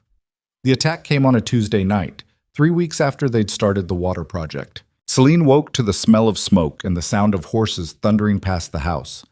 For a disorienting second, she thought she was dreaming, still trapped in that nightmare where Delaney's barn burned and never stopped burning. Then she heard Walter shouting downstairs and the crack of a rifle, and she understood with brutal clarity that this was real. She threw on her clothes and ran to the girls' room. They were already awake, huddled together in Rose's bed with their eyes wide and terrified. Stay here, Celine said. Don't move, don't make a sound. Do you understand me? Where's Dad? Iris whispered. I don't know, but I'm going to find out. She grabbed the chair from Rose's desk and wedged it under the door handle. Don't open this for anyone but me or your father. Anyone else tries to get in, you scream. She didn't wait for them to answer.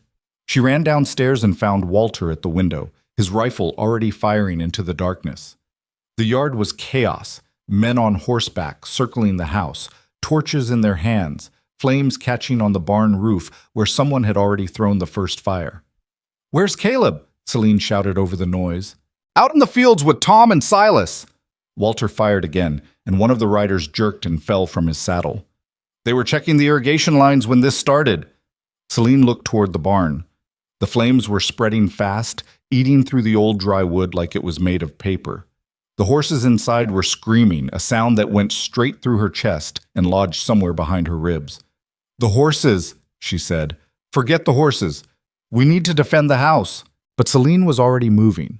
She grabbed a blanket from the back of the sofa, dunked it in the water bucket by the door, and wrapped it around her shoulders. Then she ran. The heat hit her like a wall the moment she got close to the barn. The smoke was thick and black, choking, and she could barely see 3 feet in front of her face. But she could hear the horses, hear them throwing themselves against their stalls in panic, and she couldn't just leave them to burn. She found the first stall and threw the latch open. The horse inside bolted past her so fast it nearly knocked her down. She moved to the next stall, then the next, working her way down the line while the fire roared overhead and pieces of burning timber started falling around her. She'd just released the 4th horse when she heard the crack. She looked up and saw a massive beam directly above her starting to give way, the wood splitting, the whole structure groaning. She ran. The beam came down exactly where she'd been standing, sending up a shower of sparks and ash. Celine stumbled out of the barn and fell to her knees in the dirt, coughing so hard she thought her lungs might come up. Someone grabbed her arm and hauled her to her feet. Caleb. His face was streaked with soot and his eyes were wild. What the hell were you thinking? The horses could have gotten out on their own once the fire broke the stalls. You could have died. But I didn't. He looked like he wanted to shake her or kiss her or possibly both. Instead, he just grabbed her hand and pulled her toward the house. Come on, we need to get back inside. But before they could make it, a rider came around the side of the barn, his horse at full gallop, a torch raised high. He aimed straight for the house, clearly planning to throw it through one of the windows. Caleb raised his rifle, but he was too slow. The rider was already too close, already releasing the torch. Celine didn't think. She just moved. She grabbed a shovel leaning against the fence and swung it with everything she had, catching the torch mid-flight and batting it away like she was hitting a ball. It landed harmlessly in the dirt, and the rider cursed and wheeled his horse around. This time, Caleb's shot didn't miss. The rider dropped, and his horse kept running, disappearing into the darkness. Inside, Caleb said again, his voice rough. Now! They made it to the porch just as another group of riders came around the house. Walter was still at the window, methodically picking them off one by one. Tom had appeared from somewhere and was firing from the other side. But there were too many of them, and they just kept coming. Celine grabbed the spare rifle Walter kept by the door. She'd told him weeks ago she didn't know how to shoot, and that was true. But she knew how to point and pull a trigger, and right now that seemed like enough. Her first shot went wide. Her second kicked so hard it nearly knocked her backward. But her third hit one of the horses, and the animal went down screaming, throwing its rider. "Aim for the men, not the horses," Walter yelled. "I'm trying." The fight went on for what felt like hours, but was probably closer to 20 minutes. And then, as suddenly as it had started, it stopped. The remaining riders retreated, disappearing into the night like ghosts, leaving behind broken fences and burning buildings and a yard full of bodies. Caleb lowered his rifle and looked around, his chest heaving. "Everyone all right?" "Define all right," Walter muttered, pressing a hand to his side. When he pulled it away, his palm was red. "Dad!" Caleb started forward, but Walter waved him off. "It's just a graze. I've had worse." But his face was gray, and he sat down heavily on the porch steps. Tom came jogging up from the fields, Silas right behind him. Both men were breathing hard, but looked unhurt. "They hit the irrigation lines," Tom reported. "Tore up about 100 yards of channel. We can fix it, but it'll take time." "How much time?" 3, maybe 4 days if we work around the clock." Caleb swore under his breath. Then he seemed to remember something and looked at Celine. "The girls. Where are they?"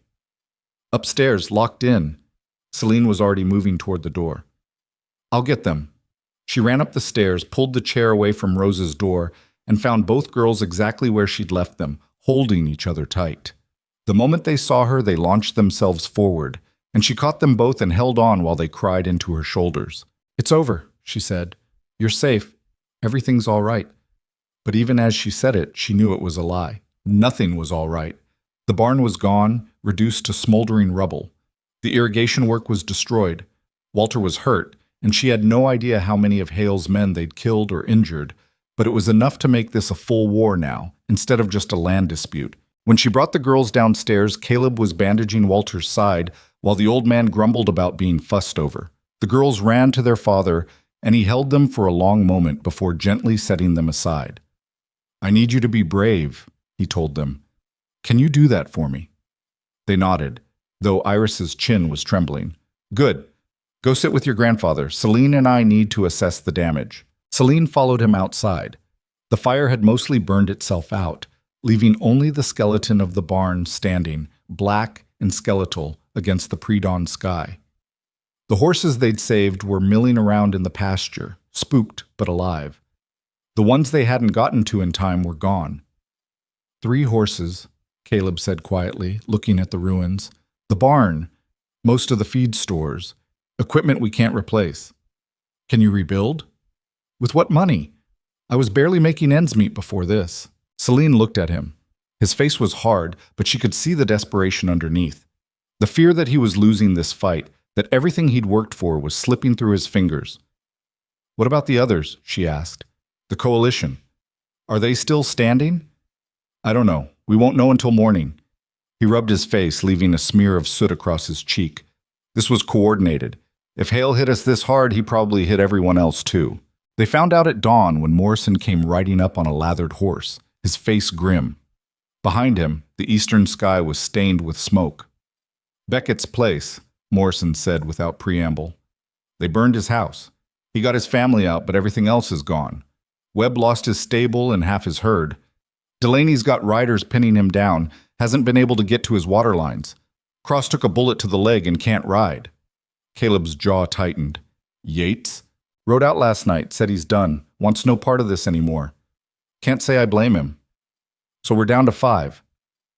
5 against the richest man in the valley and however many guns he can buy." Morrison shook his head.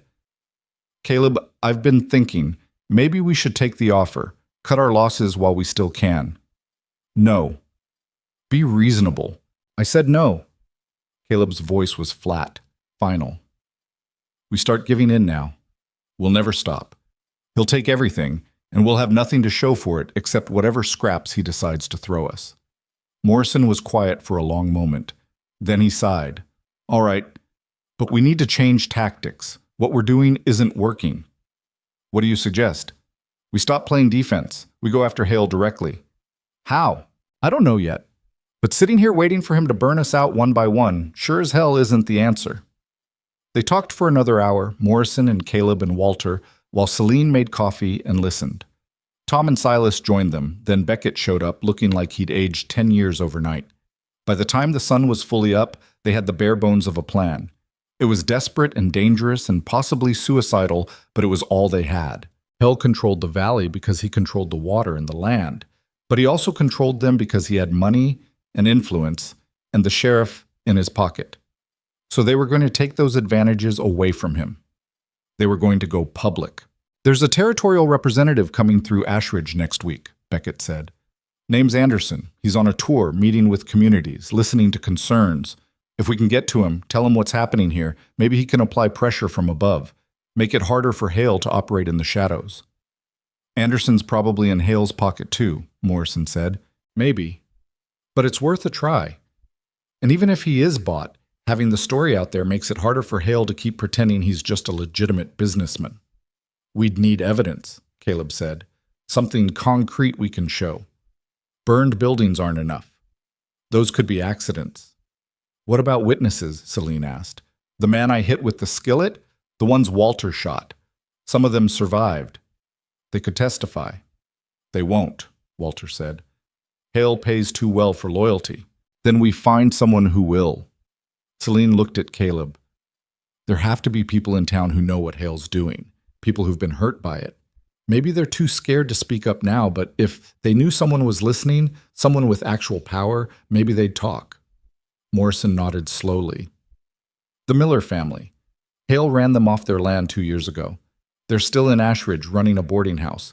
Mrs. Miller hates Hale with a passion." "Then we start there," Beckett said. The plan took shape over the next few days. They would gather testimonies from everyone who'd been hurt by Hale's expansion. They'd document the damage to their properties, take photographs if they could get their hands on a camera, create a record that couldn't be dismissed or ignored. And when Representative Anderson came to Ashridge, they'd present him with everything and demand action. It was a long shot. They all knew it. But it was something other than waiting to die. Celine threw herself into the work. She helped Morrison track down the Millers, sat with Mrs. Miller while the older woman told her story with tears running down her face, wrote down every detail. She visited Cross, who was laid up with his leg wound, and got his testimony. She even went to town and talked to shopkeepers who'd been forced to buy supplies exclusively from Hale's warehouses or lose their leases. Most people were too scared to talk, but a few were angry enough to overcome their fear. And slowly, piece by piece, they built a case.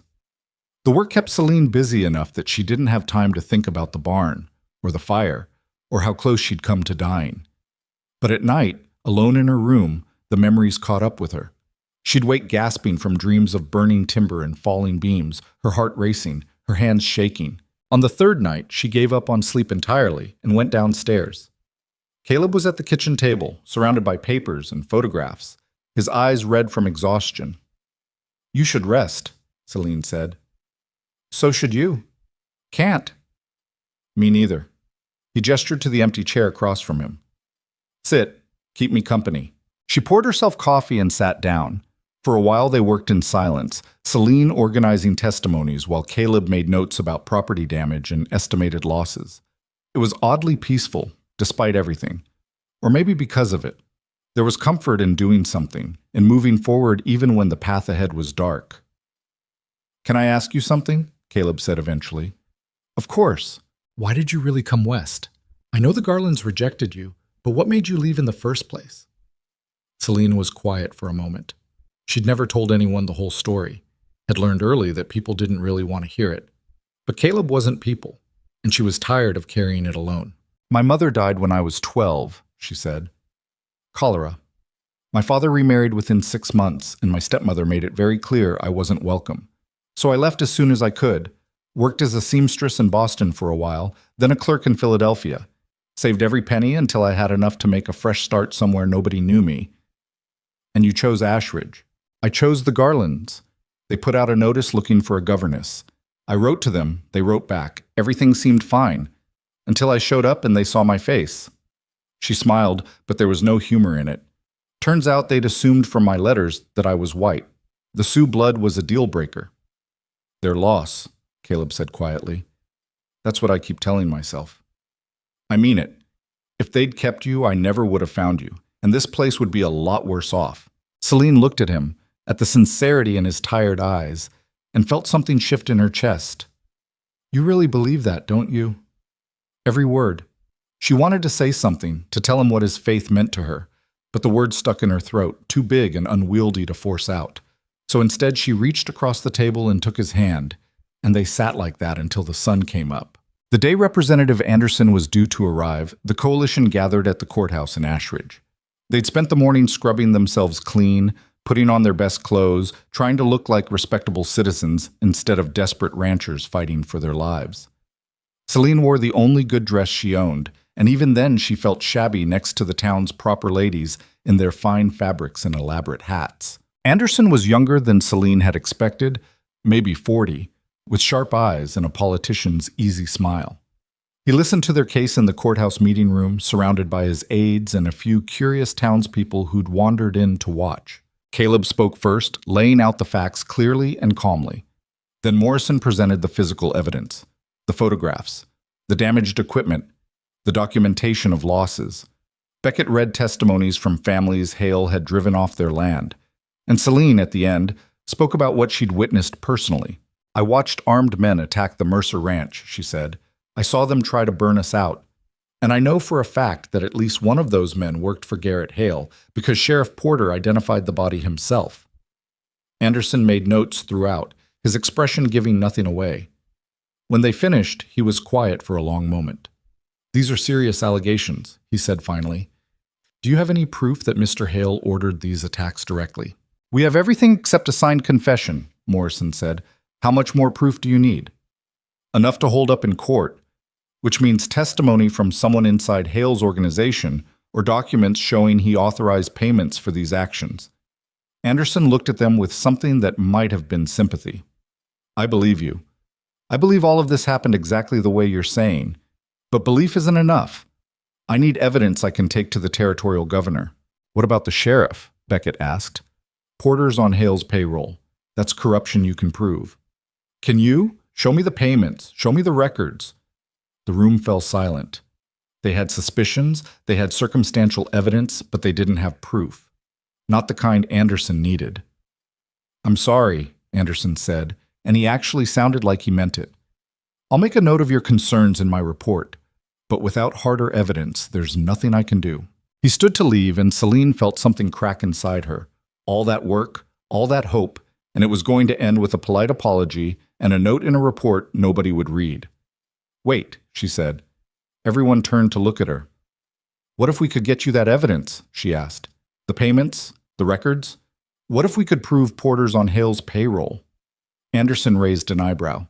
How would you do that? I don't know yet. But if we could, would it be enough? If you could prove a direct financial connection between Hale and the sheriff, yes. That would be enough to trigger an investigation at the very least.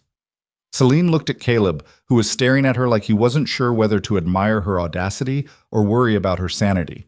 Probably both. Give us 2 weeks, she said to Anderson. Miss, 2 weeks. That's all I'm asking. Don't file your report yet. Come back in 2 weeks, and we'll have what you need. Anderson studied her for a long moment. Then he nodded. 2 weeks. After that, I submit my report with or without additional evidence. After he left, Morrison pulled Celine aside. You want to tell me what you're planning? I'm going to break into Sheriff Porter's office and find those records. Morrison blinked. You're insane. Probably, but it'll work. And if you get caught, then I get caught.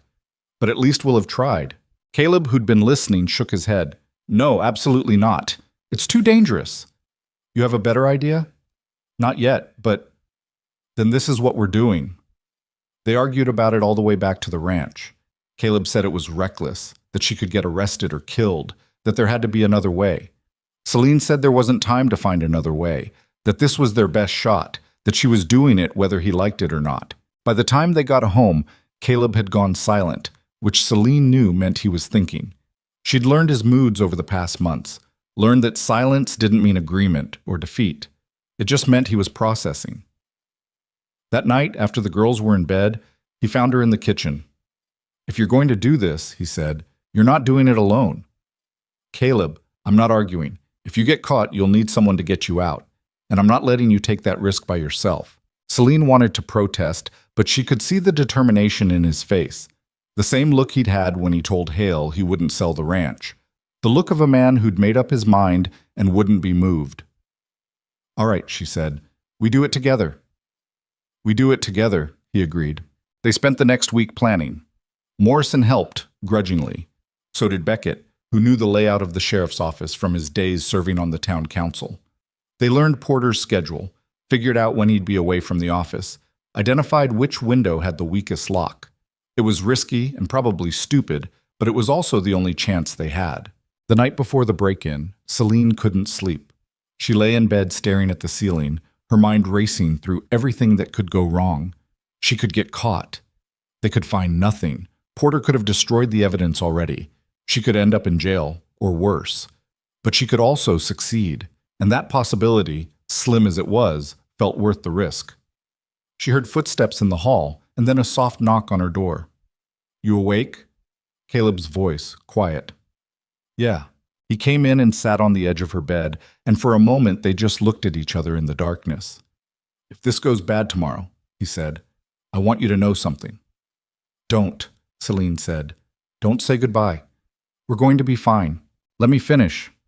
He took her hand. When you showed up here, I thought I was doing you a favor, giving you a place to stay, a job, a fresh start. But the truth is, you saved me. You saved this whole family, and whatever happens tomorrow, I need you to know that. Celine felt tears prick her eyes. Caleb, I love you, he said simply. I should have said it weeks ago, but I was afraid. Afraid you'd leave. Afraid I'd mess this up. Afraid of a dozen other stupid things. But I'm done being afraid. I love you, and I want you to stay, not as the governess or the hired help, but as part of this family. For real. Celine couldn't speak.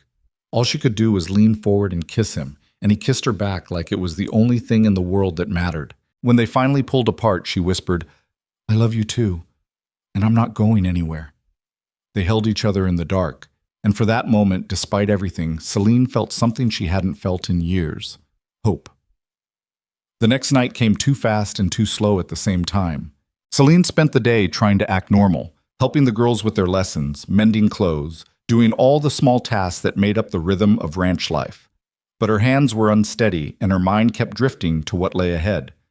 Iris noticed first, of course. The girl missed nothing.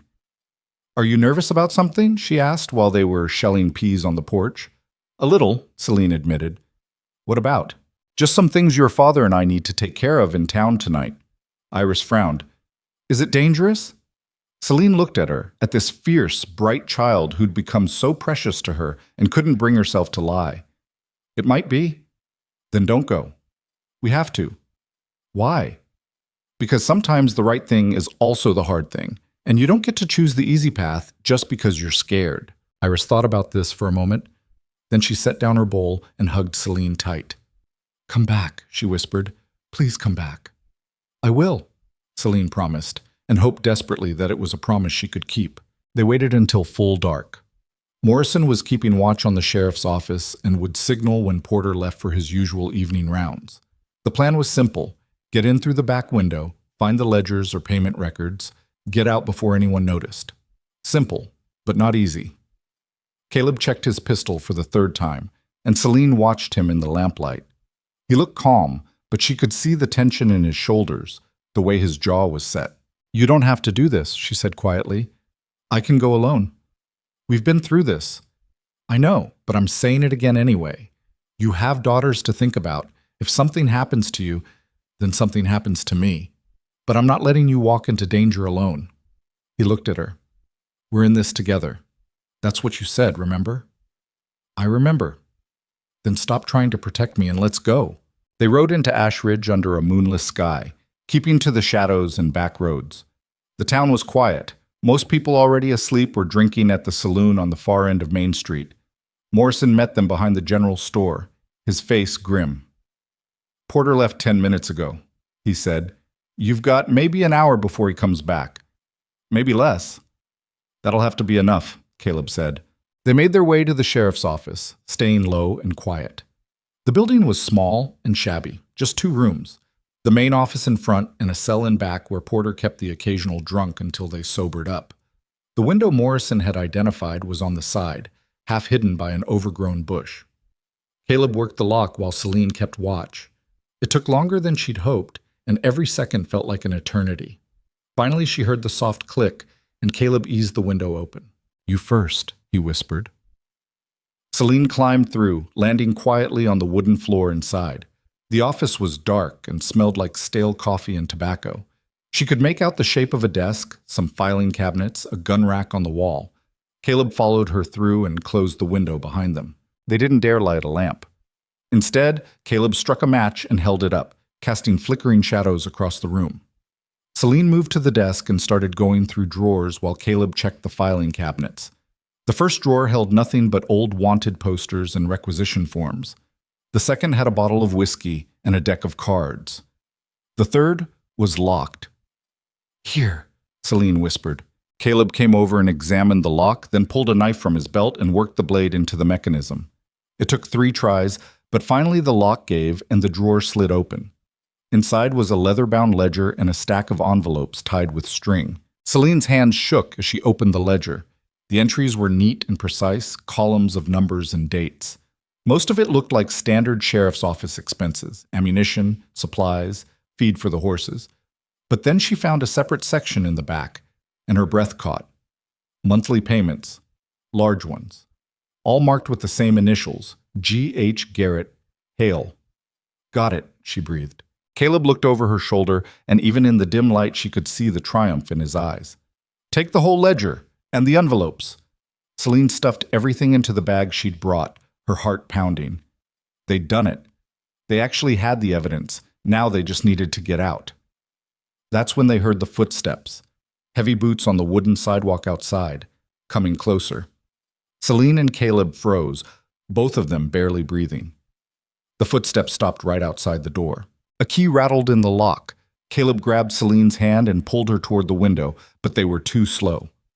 The door swung open and lamplight flooded the room, and Sheriff Porter stood there with his hand on his gun. "Well," he said slowly, "look what we have here." For a moment nobody moved. Then Caleb stepped in front of Celine, putting himself between her and Porter's weapon. "Evening, Sheriff," he said calmly. "Breaking and entering, theft.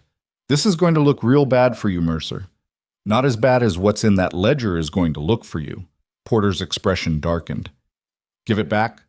"No." "I said give it back." Porter drew his gun, and the click of the hammer being cocked was loud in the small room. Last chance.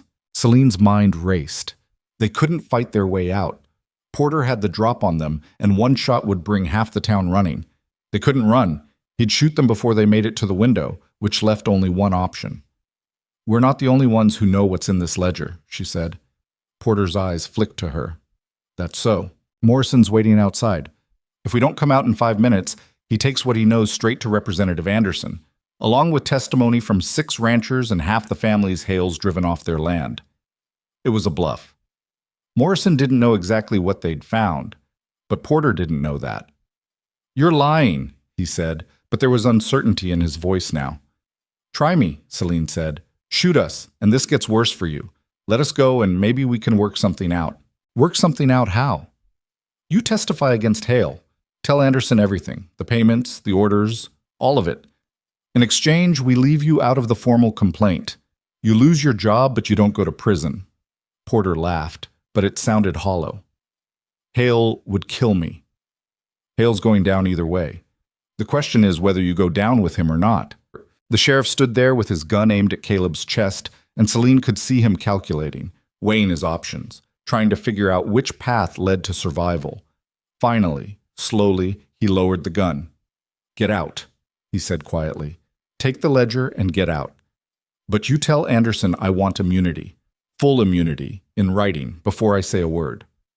"Done," Caleb said. They climbed out the window and didn't look back. Morrison was waiting in the alley, his eyes wide when he saw their faces. "You got it?" "We got it," Celine said. "And we got Porter. He's going to testify." Morrison let out a breath. "I'll be damned." They rode back to the ranch in silence, all 3 of them too wrung out and too wired to talk. When they finally arrived, Walter was on the porch waiting, his rifle across his knees. "Well?" he asked. Caleb held up the ledger. "We did it." Walter's face split into the first real smile Celine had ever seen from him. "Then let's finish this." The next 2 weeks were a blur of activity. Representative Anderson returned to Ashridge and spent 3 days reviewing the evidence they'd gathered. The ledger, Porter's testimony, the photographs, and witness statements, all of it together built a case that even Hale's money and influence couldn't deflect. Anderson brought in federal marshals. Hale was arrested on charges of corruption, bribery, extortion, and conspiracy to commit arson and murder. Porter resigned and left town before anyone could run him out on a rail. And slowly, piece by piece, the valley began to heal. But the real work was just beginning. The ranchers rebuilt. Delaney got his barn back up, better than before. Webb restocked his herd with money Hale was forced to pay in restitution. The Mercer Ranch got a new barn too, and Caleb spent weeks supervising the construction while Celine managed everything else. The household, the girls, the endless details of keeping a ranch running. The water project finished in late summer. All 6 ranches now had independent irrigation systems, and the coalition had become something more permanent, an alliance that met monthly to coordinate efforts and support each other. What Hale had meant to destroy, he'd inadvertently strengthened. The town's attitude changed too. Slowly at first, then all at once. The same people who'd whispered about Celine and crossed the street to avoid her started nodding when she passed, then greeting her, then stopping to chat. Mrs. Miller invited her to tea. The shopkeeper, who'd been so reluctant to serve her, started setting aside special items he thought she might like. It was strange and uncomfortable and oddly touching all at once. "They feel guilty," Walter said one afternoon when Celine mentioned it. "They know they were wrong about you, and now they're trying to make up for it. Should I let them?" "That's up to you, but holding a grudge takes energy you could be using for better things." She thought about that, about all the anger she'd carried for so long, all the bitterness toward people who'd rejected her and judged her and refused to see her as anything but an outsider. It would be easy to hold on to that, to let it harden into something permanent, but she was tired of being angry, tired of carrying that weight, so she started letting it go. Not all at once, and not without occasional setbacks, but slowly, day by day, she found herself caring less about what people had thought and more about what they thought now. Found herself building something new instead of clinging to old wounds. One evening in early fall, Morrison rode up to the ranch with news. Hale pled guilty, he said, took a deal to avoid trial, 20 years in territorial prison. Caleb set down the bridle he'd been mending. 20 years. Could have been life if he'd fought it, but his lawyers convinced him to take the deal. Morrison shook his head. "It's over. Really over." That night, the coalition gathered at the Mercer Ranch to celebrate. It wasn't a fancy party, just good food and better whiskey and the kind of easy conversation that comes when people have fought together and survived. The children ran wild in the yard while the adults sat on the porch and watched the sun go down. Celine found herself standing a little apart from the group, watching them all. These rough, stubborn, impossibly brave people who'd risked everything to hold on to what was theirs. 6 months ago, she hadn't known any of them. Now they felt like family. Rose slipped her hand into Celine's, and when Celine looked down, the girl was smiling up at her. "Are you happy?" Rose asked. "Yes," Celine said, and realized it was true. "I am." "Good, because we want you to stay forever." "Forever's a long time." "I know, but we still want it." Iris appeared on Celine's other side and took her other hand. "Dad wants it too. He told us." "Did he now?" "Yep. He said you're the best thing that ever happened to this family, and if you ever try to leave, we should tie you to a fence post until you change your mind." Celine laughed despite herself. "That sounds like something he'd say." "So you'll stay?" Iris asked. Celine looked at these 2 fierce, loving girls who'd claimed her as their own, then at Caleb across the yard, who was watching her with that same steady expression that had first made her think maybe she could trust him. And she thought about the journey that had brought her here, all the rejection and pain and desperate hope that had led to a train station bench in the middle of nowhere. "Yeah," she said, "I'll stay." The party went late into the night, but eventually people started drifting home. Morrison was the last to leave, shaking Caleb's hand and clapping him on the shoulder. "We did good," he said. "Better than I thought possible." We did, Caleb agreed. After everyone was gone and the girls were asleep and Walter had retired to his room, Caleb found Celine cleaning up in the kitchen. She was washing glasses in the basin, her sleeves rolled up, humming something under her breath.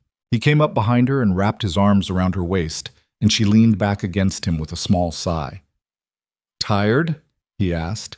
Exhausted, but the good kind. They stood like that for a while, neither of them speaking. Then Caleb said, I talked to the minister in town today. Did you? Told him we'd need his services soon for a wedding. Celine turned in his arms to face him. Is that a proposal? It's a terrible proposal. I should have done it properly, with flowers and a ring and some romantic speech. He smiled. But I'm not a romantic speech kind of man, and you've never struck me as a flowers kind of woman. So I'm just going to ask straight out. Will you marry me? Celine looked at him, this hard, quiet man who'd given her everything when she had nothing, who'd seen her at her worst and her best and chosen her anyway. And she thought about how strange it was that the worst night of her life had led to the best thing that ever happened to her.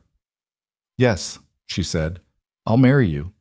He kissed her then, and it tasted like promises and new beginnings and all the things she'd stopped believing in before she found this place. They got married 3 weeks later in a small ceremony at the ranch. The coalition came, and half the town, and even Representative Anderson sent his congratulations. Iris and Rose stood beside Celine in matching dresses they'd helped sew themselves, grinning like they'd personally orchestrated the whole thing. Walter walked Celine down the makeshift aisle with his arm linked through hers, and when he handed her off to Caleb, he whispered, Welcome to the family. Officially. It wasn't a fancy wedding. The flowers were wildflowers from the pasture, the music was Morrison playing a battered fiddle, and the cake was slightly lopsided.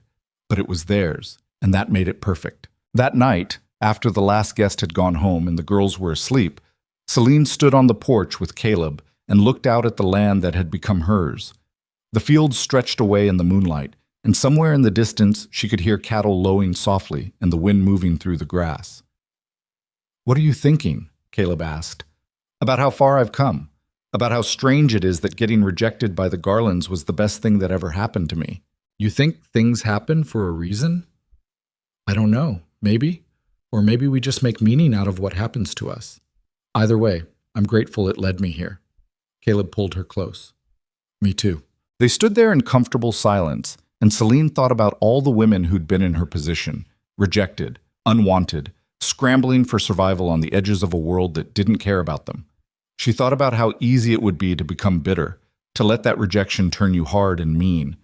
But she'd learned something these past months, something important. Being unwanted doesn't make you worthless. It just means you haven't found your people yet. And sometimes the people who reject you are doing you a favor, even if it doesn't feel like it at the time. Because that rejection pushes you towards something better, something truer, something that fits the shape of who you really are. She'd spent so many years trying to make herself small enough, quiet enough, palatable enough to be accepted by people who would never truly see her. And all it had brought her was exhaustion and loneliness. But here, in this place with these people, she didn't have to shrink. She could be loud and stubborn and fierce. She could swing a skillet at armed men and climb into burning barns and break into sheriff's offices. She could be all the things she actually was instead of the things she thought she should be. And she was loved for it, not in spite of it.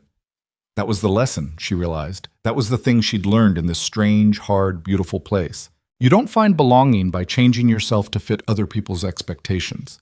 You find it by becoming more yourself and then finding the people who love that person. The weeks turned into months, and the months into years.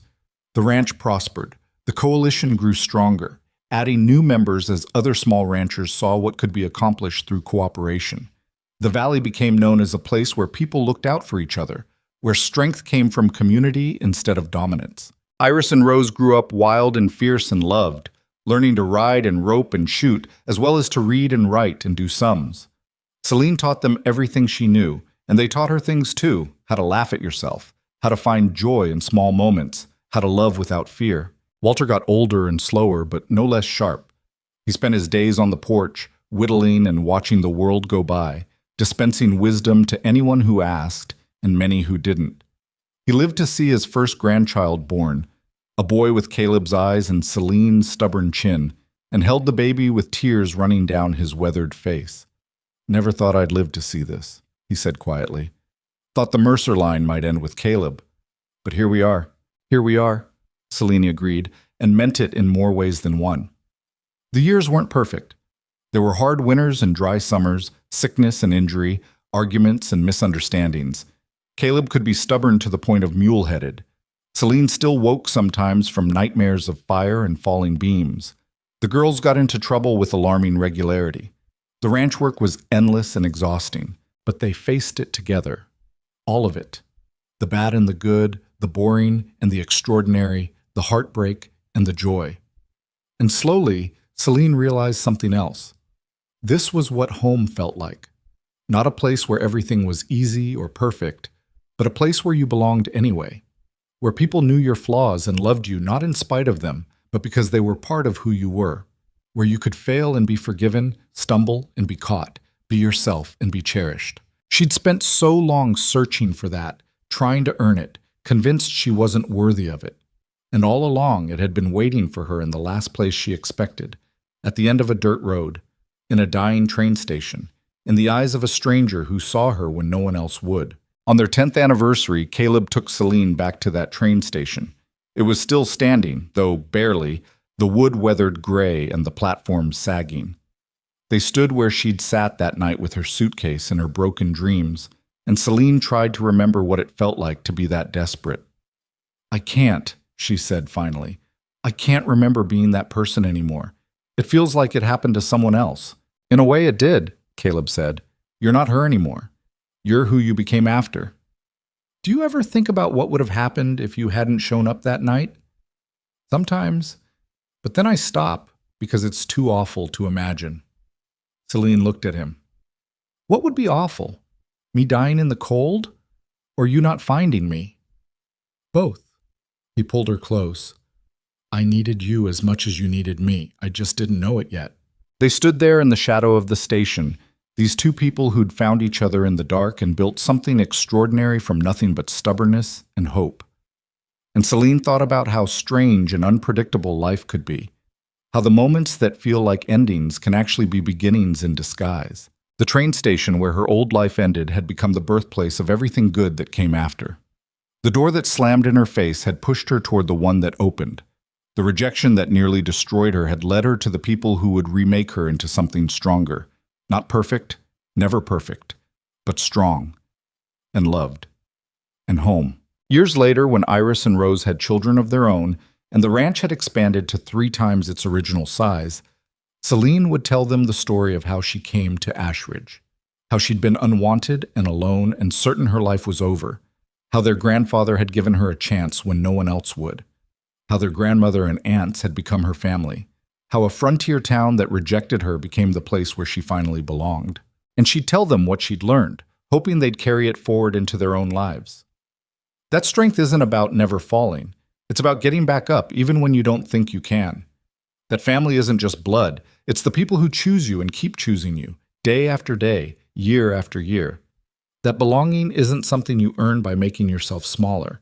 It's something you find by becoming more yourself, and then finding the people who love that person. That sometimes the worst moments of your life are actually doorways to the best ones, if you're brave enough to walk through. And that home isn't a place you're born into. It's something you build, with sweat and stubbornness and other people's hands helping yours, until one day you look around and realize you're standing in the middle of everything you were always meant to have. The woman who'd been abandoned at a train station with nothing but a suitcase and a broken promise became the matriarch of the strongest ranch in the valley. The man who thought he had to carry every burden alone learned that strength multiplied when shared. The children who'd lost their mother gained someone who loved them fiercer than fire. And the land that had been nearly destroyed by one man's greed became proof that people who stand together can't be broken. It wasn't a fairy tale. There was no magic, no divine intervention, no sudden transformation that made everything easy. Just people choosing each other, choosing courage over fear, choosing to build instead of give up, choosing to fight for what mattered, even when the odds were impossible. That was enough. More than enough. It was everything. Celine stood on the porch of the ranch house one evening, years after that first night, watching the sun go down over land that belonged to her family. Caleb was beside her, his hand warm in hers. The girls, no longer girls but women now, were inside with their own families, their laughter drifting out through the open windows. Walter's chair sat empty, but his presence still lingered in every corner of the place he'd helped build. "Do you ever regret it?" Caleb asked. "Any of it?" Celine thought about the question. Really thought about it. About the pain and the fear and the moments when she'd been certain she wouldn't survive. About the nights she'd spent cold and hungry and alone, convinced she was worthless. "No," she said finally. "I don't regret any of it. Because all of it, every terrible, beautiful, impossible moment, led me here. To you, to them, to this." She gestured at the ranch, at the life they'd built together from nothing but hope and stubbornness. This was worth everything it took to get here. Caleb squeezed her hand, and they stood together watching the sky turn gold and pink and purple, surrounded by the family they'd chosen and the home they'd built and the love that had saved them both. And in the distance, barely visible in the fading light, the old train station still stood, a monument to endings that became beginnings, to doors that closed so better ones could open, to a woman who'd been unwanted and a man who'd been alone in the family they created from the wreckage of their separate pasts. The station where Celine's life ended was also where it truly began, and that, she thought, was the most beautiful irony of all.